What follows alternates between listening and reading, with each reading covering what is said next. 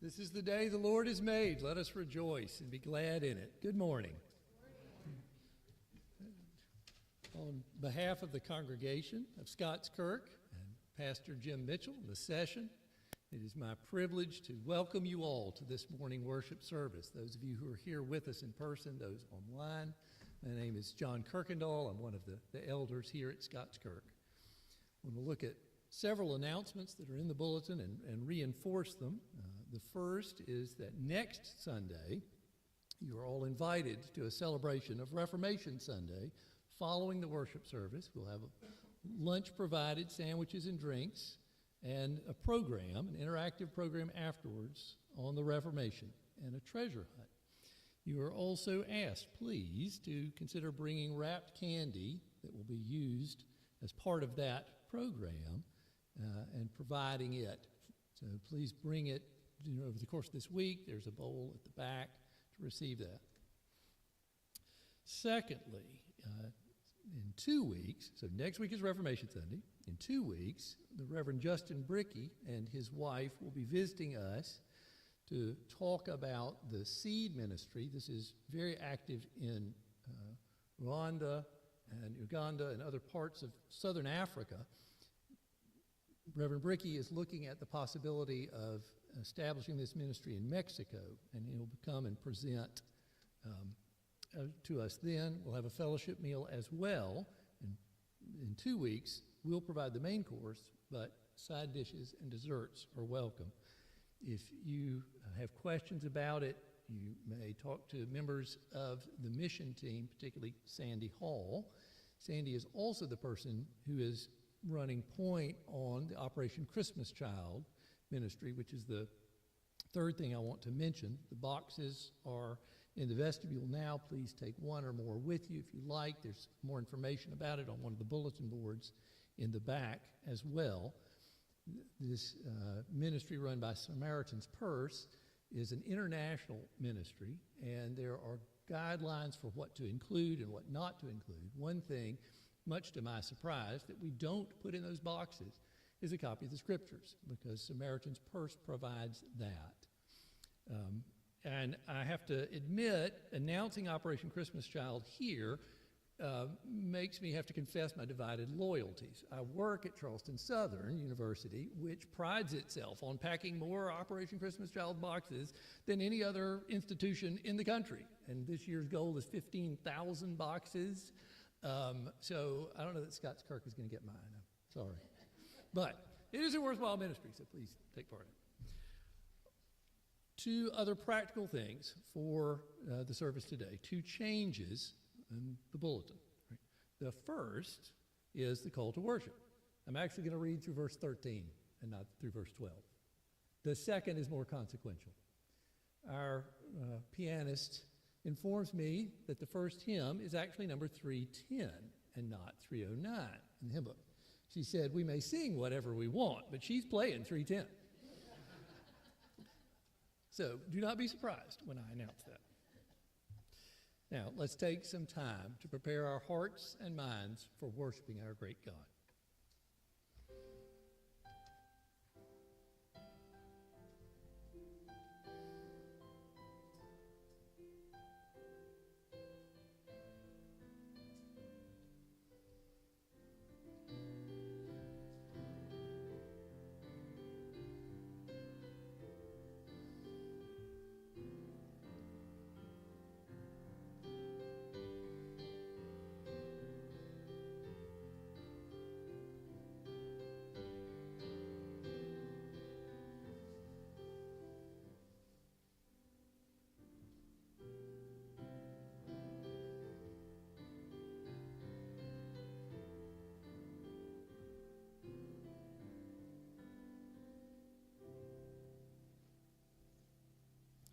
Now the call to worship from 1 Chronicles chapter 29.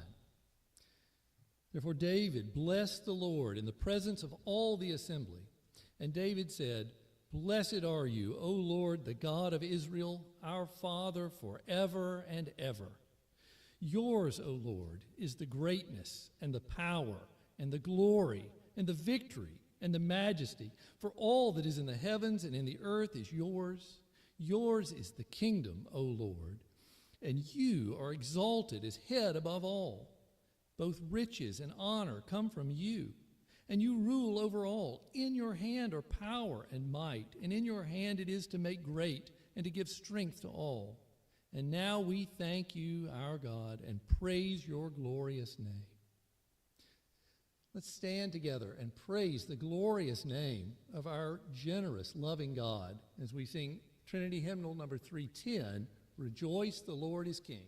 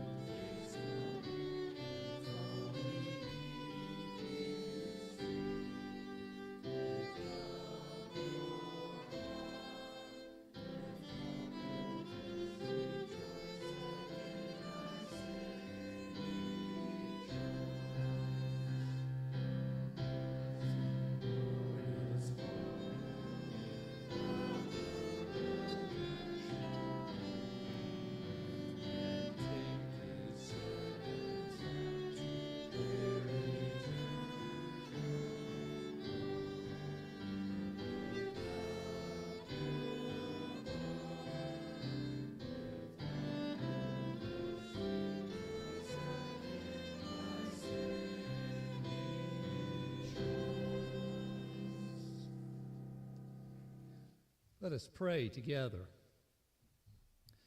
Blessed are you, O Lord God, Father, Son, and Holy Spirit. We do rejoice before you for your immeasurable kindness to us, bringing us here, calling us by your name, adopting us into your family through Christ, that we might glorify you and praise your name all our lives and to the ends of this earth. Heavenly Father, we pray for our time of worship here together, that your name might be glorified, that we might be strengthened by the preaching of your word, that we might go from this place and serve in your kingdom rightly, that you might be praised and not the works of men. Heavenly Father, we thank you for the privilege of calling you Father, even as Christ taught his disciples to pray, saying, Our Father, who art in heaven, hallowed be thy name. Thy kingdom come, thy will be done, on earth as it is in heaven. Give us this day our daily bread, and forgive us our debts, as we forgive our debtors. And lead us not into temptation, but deliver us from evil. For thine is the kingdom, and the power, and the glory forever. Amen. You may be seated.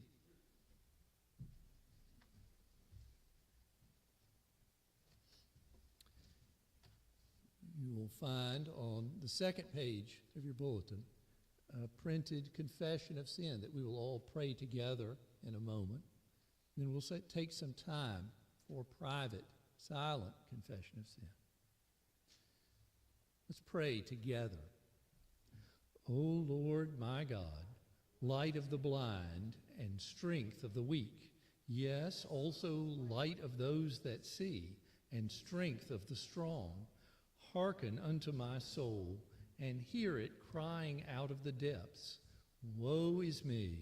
Lord, help us to turn and seek you, for not as we have forsaken our Creator, have you forsaken your creation. Let us turn and seek you, for we know you are here in our heart.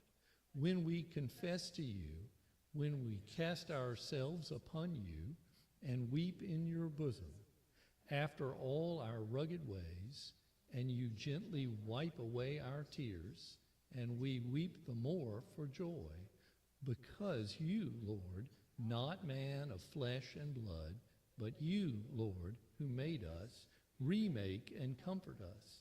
In Christ's name, amen. Take some time now to silently confess your sins before the Lord.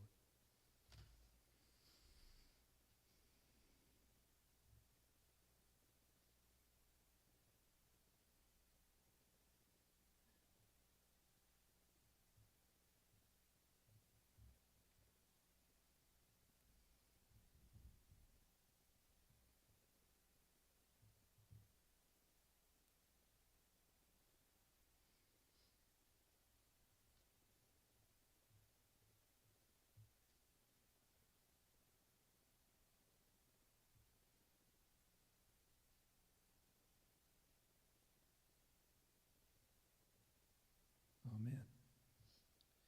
Hear now the words of the assurance of pardon taken from Paul's letter to Timothy. The saying is trustworthy and deserving of full acceptance, that Christ Jesus came into the world to save sinners, of whom I am the foremost.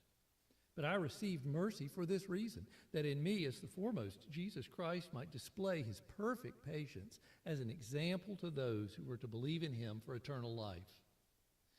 To the King of the ages, immortal, invisible, the only God, be honor and glory forever and ever. Amen. Please stand now for our confession of faith. Today we are using the 27th question of the Westminster Shorter Catechism. I'll ask the question and we will all respond together. How doth Christ execute the office of a king? Christ executeth the office of a king in subduing us to himself, in ruling and defending us, and in restraining and conquering all his and our enemies. Now, you may be seated. If the children would like to come forward for the children's sermon with Elder Joel Reed.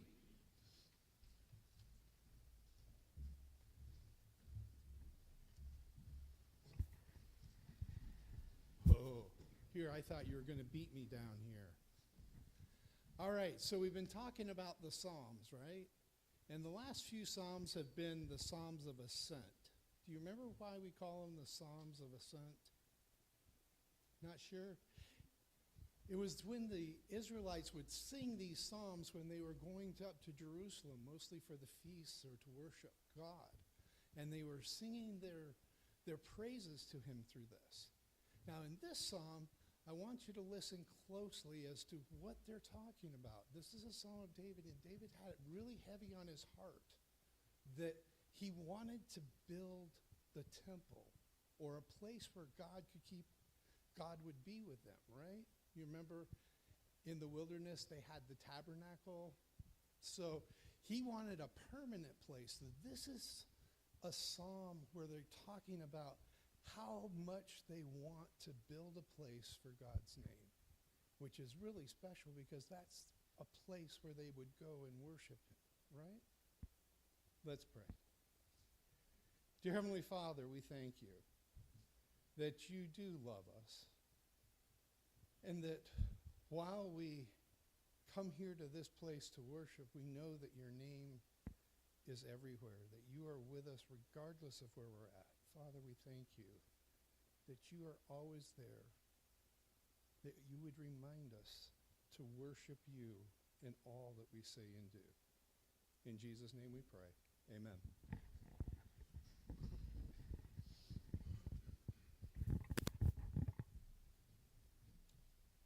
Our scripture reading this morning comes from the second book of Samuel, the entirety of chapter 7. This text is in the midst of a story, the long history of Israel, and perhaps it is appropriate then that you're A, stuck with a history professor to read it to you, and B, going to get a history lesson to get started, to put it into context. The Israelites came out of Egypt and into the promised land under the generalship of Joshua by the hand of the Lord. Joshua divided the land among the tribes, and they were to be unlike any other nation ever on the face of the earth.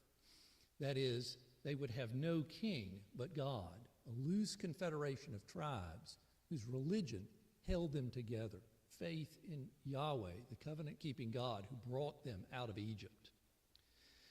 The Israelites, being just like us in every way, sinned early and often, forgot that, and wanted to be like their neighbors, eventually demanding a king.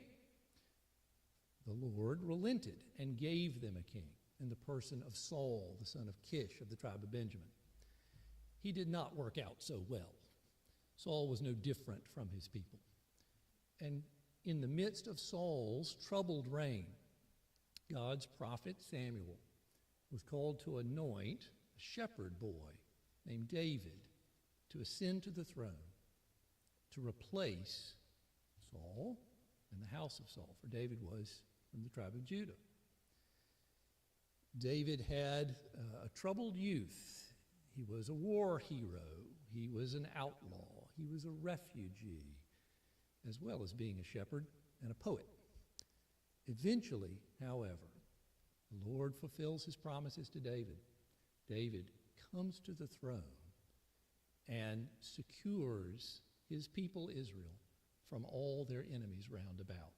And it is this point that we come to 2 Samuel chapter 7. King David is on his throne and has ideas, but the Lord has better ideas. So hear now the word of the Lord recorded for us in 2 Samuel chapter 7. Now when the king had lived in his house, and the Lord had given him rest from all his surrounding enemies, the king said to Nathan the prophet, "See, I dwell in a house of cedar, but the ark of God dwells in a tent." And Nathan said to the king, "Go, do all that is in your heart, for the Lord is with you." But that same night the word of the Lord came to Nathan. "Go and tell my servant David, thus says the Lord, would you build me a house to dwell in? I have not lived in a house since the day I brought up the people of Israel from Egypt to this day, but I have been moving about in a tent for my dwelling. In all places where I have moved with all the people of Israel, did I speak a word to any of the judges of Israel whom I commanded to shepherd my people Israel, saying, why have you not built me a house of cedar? Now therefore, thus shall you say to my servant David, thus says the Lord of hosts, I took you from the pasture, from following the sheep, that you should be prince over my people Israel. And I've been with you wherever you went, and have cut off all your enemies from before you. And I will make for you a great name, like the name of the great ones of the earth. I will appoint a place for my people Israel, and will plant them so that they may dwell in their own place and be disturbed no more. And violent men shall afflict them no more as formerly, from the time that I appointed judges over my people Israel. And I will give you rest from all your enemies. Moreover, the Lord declares to you that the Lord will make you a house. When your days are fulfilled and you lie down with your fathers, I will raise up your offspring after you, who shall come from your own body, and I will establish his kingdom. He shall build a house for my name, and I will establish the throne of his kingdom forever. I will be to him a father, and he shall be to me a son. When he commits iniquity, I will discipline him with the rod of men, with the stripes of the sons of men. But my steadfast love will not depart from him, as I took it from Saul, whom I put away from before you. And your house and your kingdom shall be made sure forever before me. Your throne shall be established forever. In accordance with all these words, and in accordance with all this vision, Nathan spoke to David. Then King David went in and sat before the Lord and said, Who am I, O Lord God, and what is my house that you have brought me this far? And yet this was a small thing in your eyes. O Lord God, you have spoken also of your servant's house for a great while to come. And this is instruction for mankind. O Lord God, what more can David say to you? For you know your servant, O Lord God. Because of your promise and according to your own heart, you have brought about all this greatness to make your servant know it. Therefore you are great, O Lord God, for there is none like you. There is no God besides you, according to all that we have heard with our ears. And who is like your people Israel, the one nation on earth whom God went to redeem to be his people, making himself a name and doing for them great and awesome things by driving out before your people, whom you redeemed for yourself from Egypt, a nation and its gods. And you established for yourself your people Israel, to be your people forever. And you, O Lord, became their God. And now, O Lord God, confirm forever the word that you have spoken concerning your servant and concerning his house, and do as you have spoken. And your name will be magnified forever, saying, The Lord of hosts is God over Israel, and the house of your servant David will be established before you. For you, O Lord of hosts, the God of Israel, have made this revelation to your servant, saying, I will build you a house. Therefore your servant has found courage to pray this prayer to you. And now, O Lord God, you are God, and your words are true. You have promised this good thing to your servant. Now, therefore, may it please you to bless the house of your servant, so that it may continue forever before you. For you, O Lord God, have spoken, and with your blessing shall the house of your servant be blessed forever. This is the word of the Lord. Thanks be to God. Let's go before the Lord now in prayer.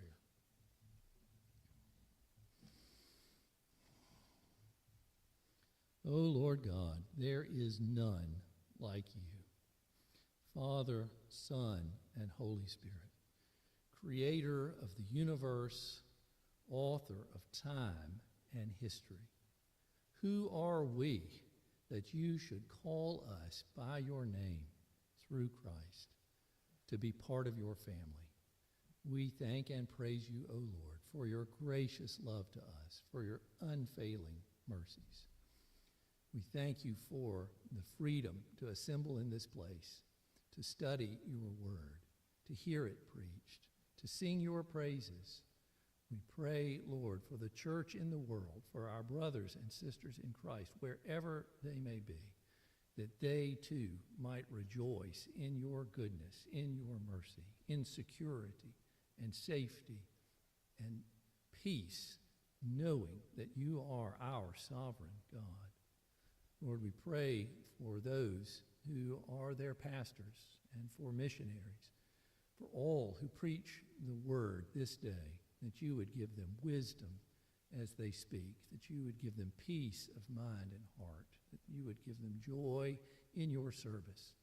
Lord, we know that your word is always effective, that it does not return void when you send it out. And we pray for those men today as they preach, that your word by your Holy Spirit would quicken hearts, that this land would see revival, that this world might know that you are God and turn away from the many false religions and false philosophies that draw away our hearts from you. Heavenly Father, we pray for those of our congregation as well who are facing different kinds of challenges, whether they are crises of conscience or physical ailment.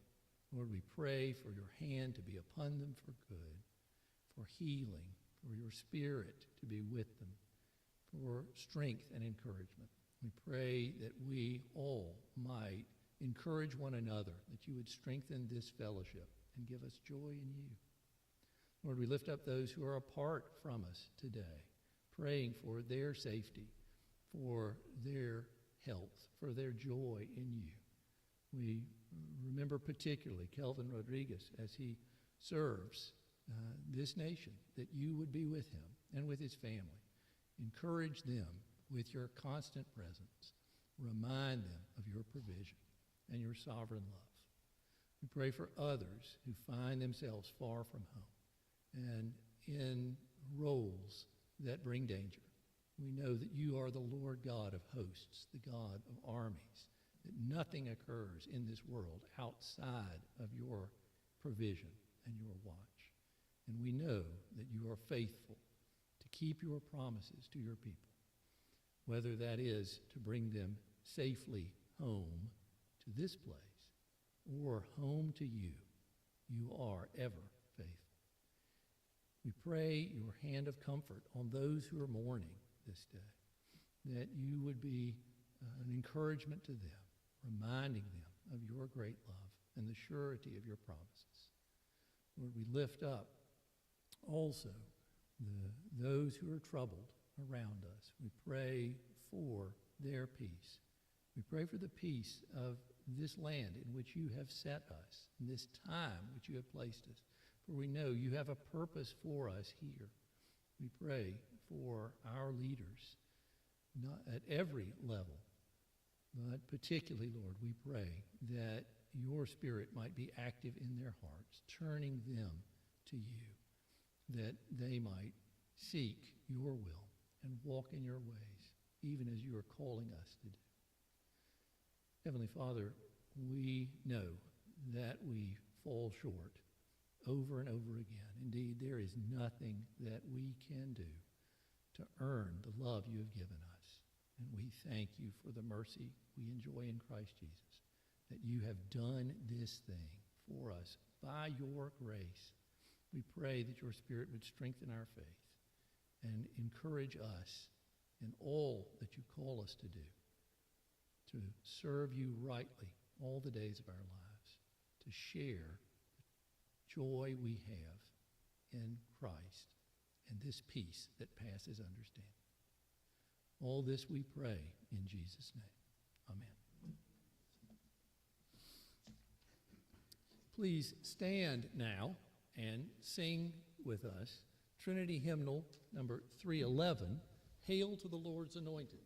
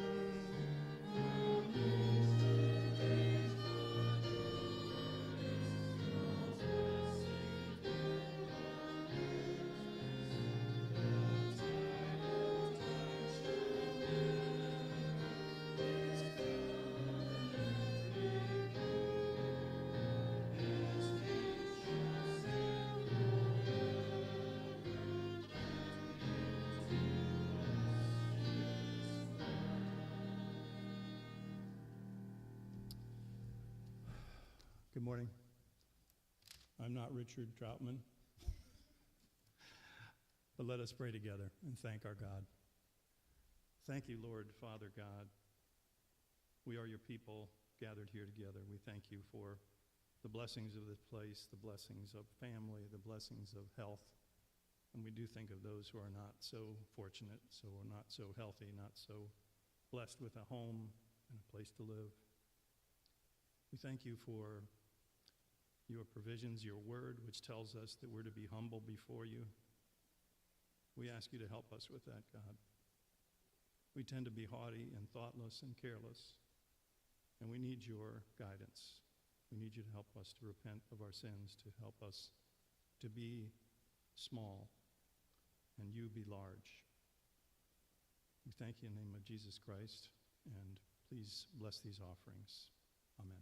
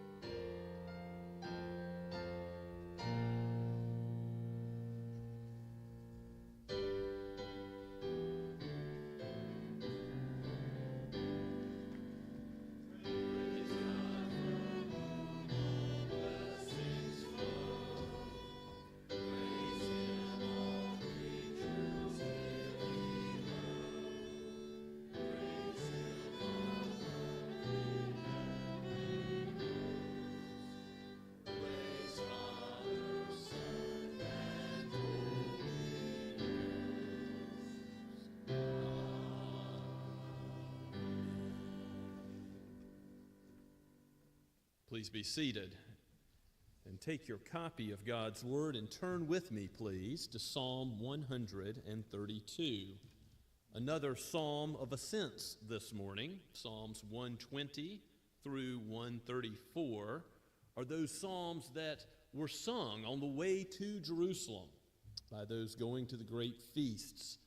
And this psalm in particular may be the highlight of all of the psalms of ascent, the climax. It is the longest of all the psalms of ascent, and it is one that speaks of the presence of God in Zion, which is the theme of several of these psalms, but it is also special in that it talks about the ascent of the Ark of the Covenant, that symbol of God's presence with his people, the Ark of the Covenant ascending to Zion.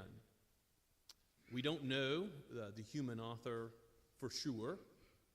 It is about David and his oath to God and God's oath to him, but it looks like it's one of David's sons that is the author, the human author, and as we'll see, this is quoted loosely by Solomon in 2 Chronicles chapter 6. So there is good reason to suppose it is Solomon who wrote this psalm that the pilgrims would sing, thinking about God's presence and his faithfulness in keeping his promises to his people.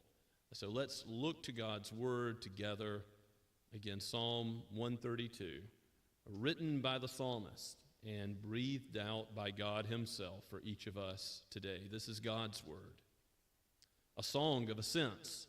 Remember, O Lord, in David's favor, all the hardships he endured, how he swore to the Lord and vowed to the mighty one of Jacob, I will not enter my house or get into my bed.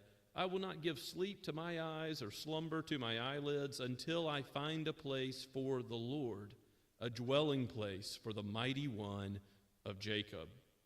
Behold, we heard of it in Ephratah. We found it in the fields of Jaar. Let us go to his dwelling place. Let us worship at his footstool. Arise, O Lord, and go to your resting place, you and the ark of your might.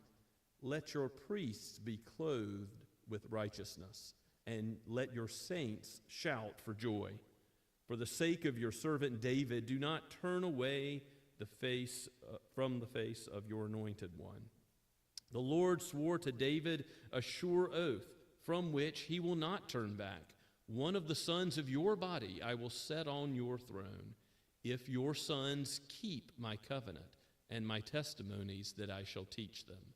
Their sons also forever shall sit on your throne. For the Lord has chosen Zion. He has desired it for his dwelling place. This is my resting place forever. Here I will dwell, for I have desired it.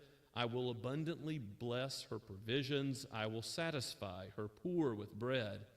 Her priests I will clothe with salvation, and her saints will shout for joy. There I will make a horn to sprout for David. I have prepared a lamp for my anointed.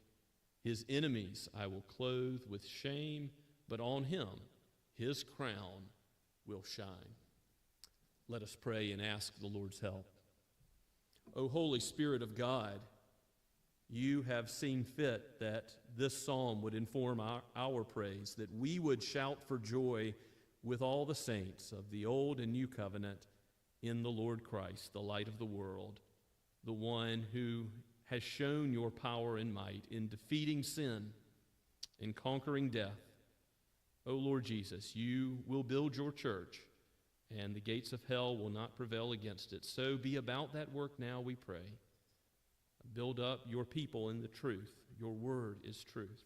Call all those who are your sheep, that we would worship you all of our days. For we ask it in Jesus' name. Amen. This psalm is a song of joy.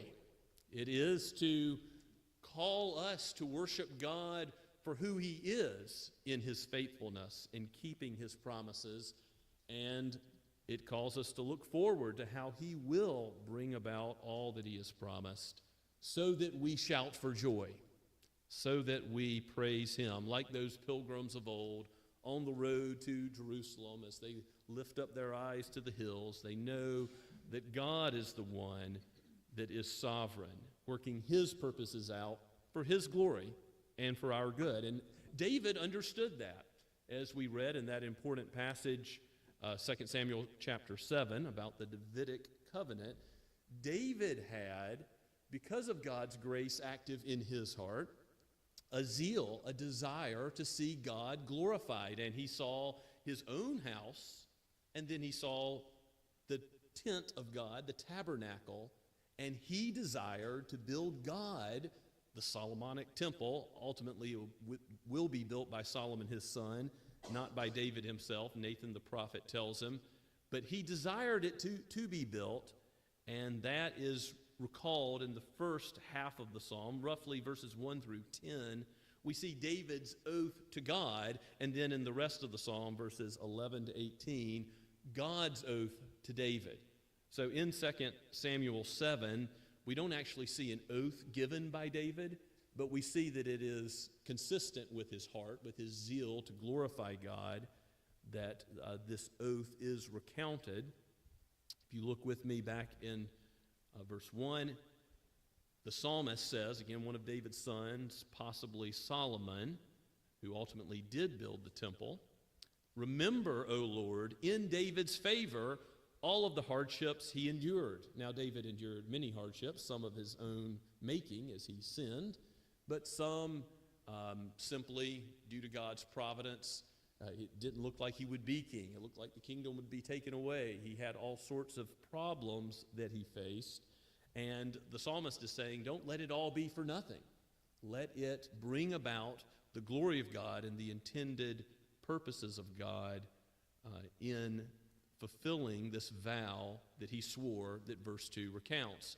How he swore to the Lord. And again, you see God's name, Yahweh, Lord, in all caps in verses 1 and 2, thinking about the covenant faithfulness of God. David swore to the Lord and vowed to the mighty one of Jacob, a right vow, I will not enter my house or get into my bed, give sleep to my eyes, slumber to my eyelids, until I find a place for the Lord, a dwelling place for the mighty one of Jacob. And David does see the Zion Temple Mount, and yet he is told that no, he will not build it, but Solomon ultimately will.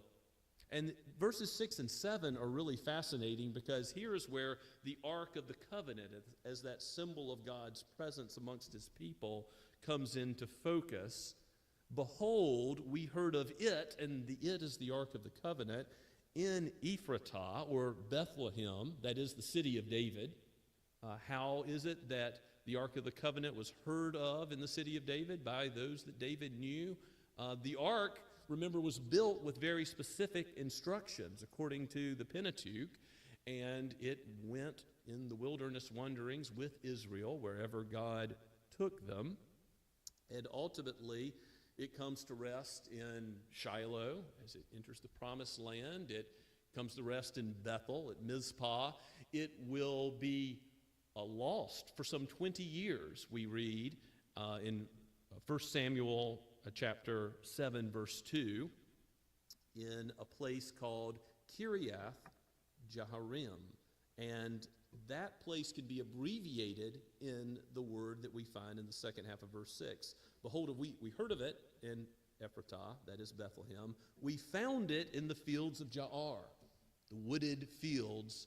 Again, just a shorthand for Kiriath Jearim. And again, you can read about that in 1 Chronicles 13:3 and 1 Samuel 7:2. David, from that point, has a desire to see the Ark of the Covenant go to Jerusalem, but he does some things improperly. We had a Sunday school lesson on this not too long ago, where a man named Uzzah reaches out to steady the Ark as it is being transported on a cart. Well, it wasn't supposed to be transported on a cart, and God judges Uzzah for touching this holy symbol of his presence. We are sinful, God is holy, and he was rightly struck down for that sin. It upset David. The ark was left for a little while. It goes to the house of Obed-Edom, and this thing that cursed Uzzah ends up blessing Obed-Edom like crazy. And ultimately, David does take the ark to Jerusalem properly with the instructions of carrying it on poles as God had given in his word. And the ark goes up to Jerusalem as David is given the opportunity by the Lord to search it out and to see that it goes to Mount Zion. So we found it in Bethlehem. We heard of it in Bethlehem. We found it in Kiriath Jearim. Let us go to his dwelling place. Let us worship at his footstool. This is a psalm, a royal psalm of worship and praise, and it is a reminder when Zion is called the footstool of God, that he's not just the God over this plot of land on the map in the Middle East. No, he is the God over all of heaven and earth, which he has created, which he spoke into existence by the word of his power. And it is the case that he sees, he blesses his people with his presence in a special way when they come to worship him according to his word. And we know in the new covenant that that is not limited to being in Jerusalem and Mount Zion, but now, as Jesus told the woman at the well, we are able to worship in spirit and in truth wherever we are, because of the presence of the Holy Spirit, and ultimately because of the presence of Christ, the one born at Bethlehem. And commentators note that it is the one who came out of Bethlehem that dwelt among us, that tabernacled among us. Jesus, as God himself became man, and he ultimately paid the price of our sins so that we could dwell with God. And we'll see how that factors in to the covenant promises that God makes back to David.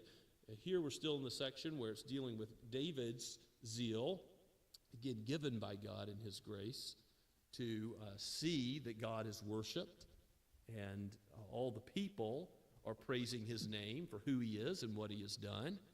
And yet, God is going to be the one who fulfills the covenant. It's not ultimately going to be fulfilled by any human being, David or Solomon or any other king. Many other of the kings of Israel end up being wicked and not doing what is right in the sight of the Lord. And indeed, when this psalm was collected in the fifth and last book of the Psalter, it was probably when the Israelites are in exile. They don't have a king on the throne. And so they're singing this song about how there will always be one of David's sons on the throne while there's not one. And you see that will lead them to think of the fulfillment of the psalm being not in a human king alone in Israel, but in the King of Kings, the coming Messiah, the coming anointed one, Jesus. And indeed, he is the fulfillment of it. If you go to verse 8, David calls for the Lord to arise and for him to go to his resting place with the ark of his might, the symbol of his presence and his power. And he does want it to affect the whole community. Let your priests be clothed with righteousness. May God's people, may those who minister in his name, let all your saints shout for joy. Let all of the people of God be righteous, be holy, be affected by the gospel in that full-orbed way that the Apostle Paul has wrote about in Romans, that he's written about in Romans. And it is a life of holiness, a life of joy, a life of peace, knowing that God is working his purposes out for his glory and our good, as Romans 8:28 says, even when it doesn't look like that from a human perspective as we look out at the world. For the sake of your servant David, verse 10, do not turn away the face of your anointed one. Ultimately, it is the face of Christ that will shine upon us. And Solomon, or whoever the human author here is calling to mind David and his promise to the Lord, so that we would see not David's promise, but God's promise. And that's where the psalm turns in verse 11. David swore, I'm going to build you a house. And God says in 2 Samuel 7, no, David, you're not going to build me a house. I'm going to build you a house, meaning a dynasty, a line. God is going to be the one who swears to David, which is really remarkable. The Lord swore to David a sure oath. Now, of course, anything God says is going to be sure. All of his words are true, and yes and amen in Christ. So if there's anybody who doesn't need to swear, it is the Lord himself, the triune God. And yet, he does swear an oath so that we would be given confidence in the truth of his promises and of his word. He swears to David a sure oath from which he will not turn back. And then this is recounted. One of the sons of your body I will set on your throne, which again is picked up in Acts chapter 2, verse 30, as Peter is arguing that Jesus is the fulfillment of the Davidic line on the throne. If your sons keep my covenant and my testimonies that I teach them, their sons also forever shall sit on your throne.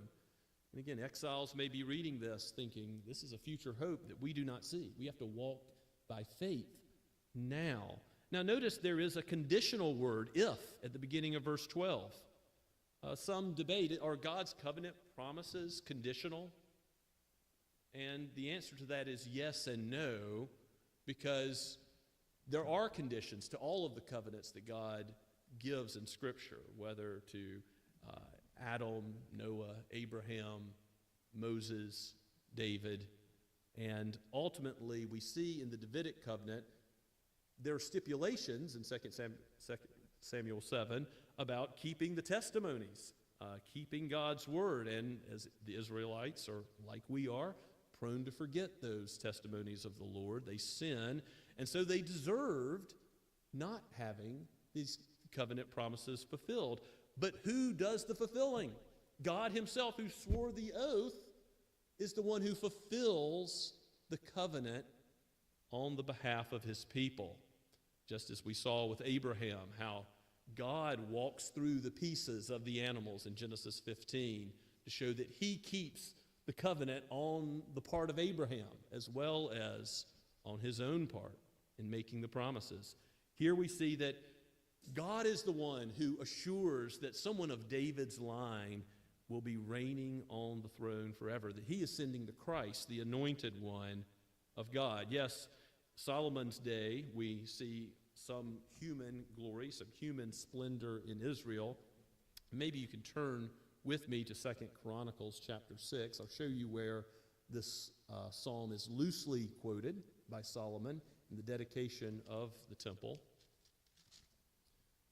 And this is a glorious chapter. We're just going to pick up at the end of the chapter in verse 41. Solomon is speaking and says, "And now arise, O Lord God, and go to your resting place, you and the ark of your might.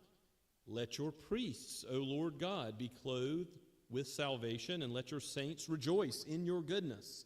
O Lord God, do not turn away the face of your anointed one. Remember your steadfast love for David, your servant." You see how that matches verses 8 through 10 in Psalm 132.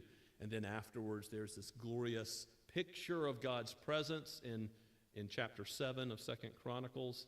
As soon as Solomon finished his prayer, fire came down from heaven, consumed the burnt offering and the sacrifices, and the glory of the Lord filled the temple. Reminds you of Isaiah 6 and the picture of God's holiness and his train that goes on. And the priests could not enter the house of the Lord because the glory of the Lord filled the Lord's house. When all the people of Israel saw the fire come down and the glory of the Lord on the temple, they bowed down with their faces to the ground on the pavement and worshiped and gave thanks to the Lord, saying, "For he is good, and his steadfast love endures forever." Are we not called to be like those Israelites, fall down flat on the ground and cry out to the Lord of his goodness, of his steadfast love, of his promises which are sure? That's part of what we ought to get out of this psalm as we take its words on our lips in prayer and in praise and worship, is praise the Lord for his faithfulness, which is great, his mercies, which are new every morning. Though we deserve death and separation from him, he gloriously provides through Christ the fulfillment of the covenant, the righteous life lived in our place, the death that we deserved to die. Christ took on so that we would be made whole and complete and may rejoice forever under his rule, as he will judge his and our enemies, and he will be our king forever. Now, verse 13 recounts how the Lord has chosen Zion. It's not ultimately David. It's God himself in his sovereignty that has selected this dwelling place that will be used for the worship of Israel. And he says in verse 14, "This is my resting place forever. Here I dwell, for I have desired it." Now, again, is that seems like it's on the surface not true or not coming to pass, but what will there be in Revelation? When we look at Revelation chapter 21 and 22, there will be a new Jerusalem. God will dwell in Jerusalem forever and ever. A new heavens and a new earth. God will be on his throne, reigning through Christ forever. These verses are true. His oath is sure. And verse 15 says, "I will abundantly bless her provision." Speaking of Zion, I will satisfy her poor with bread. It reminds you of the Sermon on the Mount, does it not? And the Beatitudes, that when you come with poverty of spirit, well, riches will be yours. You will be blessed indeed. You will be able, as you rest on Christ, to know the kingdom that the meek will inherit, even the whole earth. God will provide all spiritually and materially that we need in Christ. And again, speaking of those who do the work of the Lord, in verse 16, her priests I will clothe with salvation. Her saints will shout for joy, which links back up to verse 9. When God is blessing his church, what does that look like? Those who minister his word are speaking the truth faithfully. Those who teach in the Sunday school class, in the Bible study, in the home, they're speaking the true words of God. And those who know the Lord are shouting for joy. We have peace of conscience because of the Lord's work. We know where our future destiny lies. And so that gives us a joy that cannot be shaken. Regardless of our circumstances, we belong to God, and nothing will separate us from his love in Christ. The promises of Christ himself, that all those that turn to him will be saved, and none lost, none cast out, we ought to remember. These are faithful. These are yes and amen in him. The power of God is seen through this weakness that Jesus died with a Roman torture instrument. Didn't make sense to the world, Paul says in 1 Corinthians chapters 1 and 2. But glory of glories is what he uses to save his people for all time.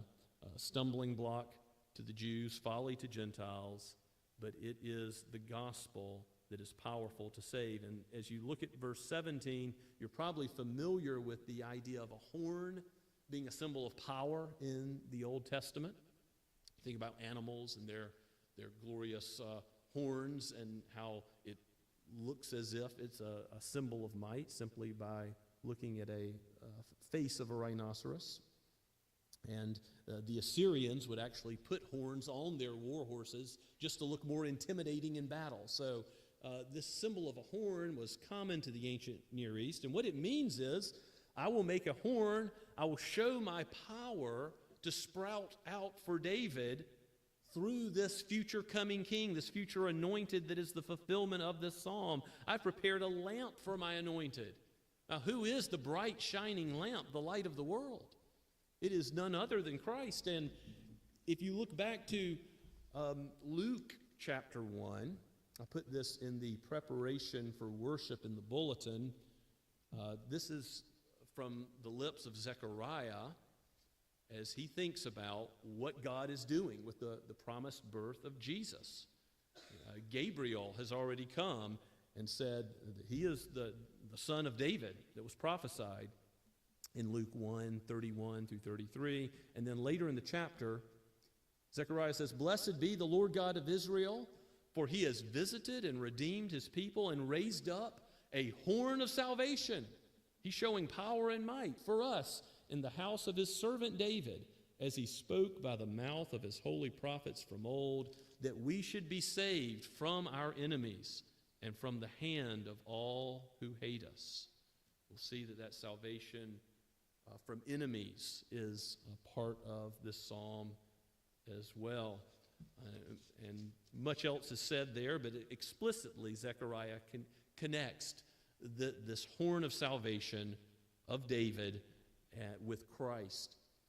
And then look at the very final verse, verse 18. His enemies, the enemies of Christ ultimately, I will clothe with shame, but on him his crown will shine.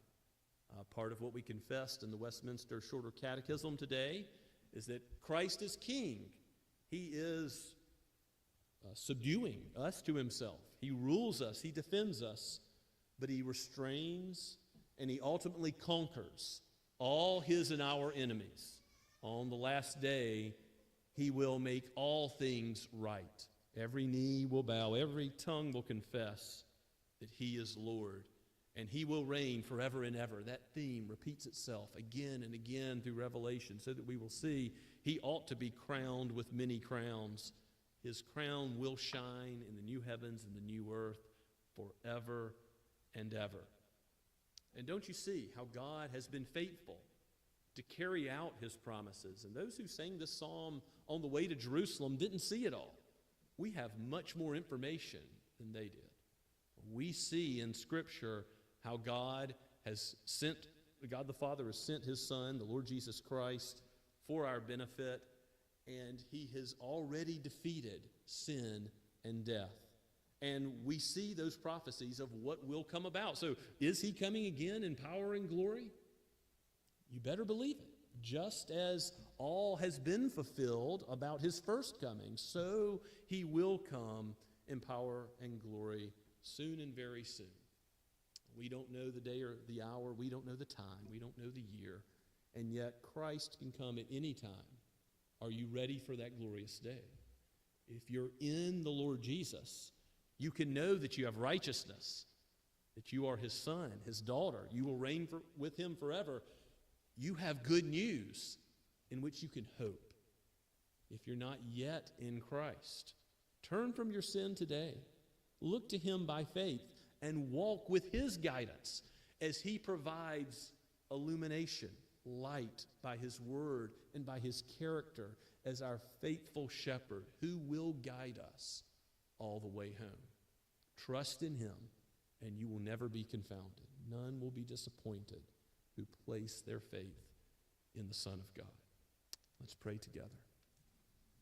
Oh Lord, we need to be reminded of Your glory, of Your presence.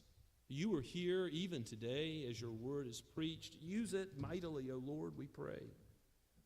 Prick our consciences to repent of sin, even as You have provided the righteous one for us. Let us joy and glory in Him and rejoice in what You have done and most certainly will do. Great is Your faithfulness, O Lord our God. We pray in Christ's name. Amen. And let us sing of the glory of Christ from Trinity, hymnal number 295. Let's stand as we sing. Crown Him with many crowns.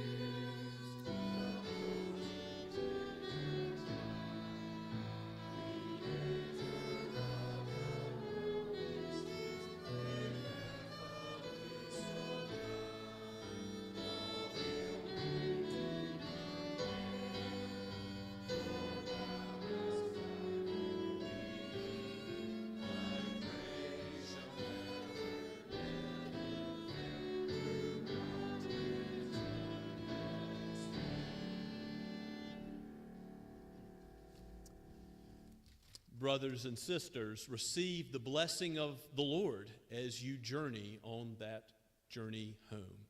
The grace of the Lord Jesus Christ, and the love of God and the fellowship of the Holy Spirit be with you all.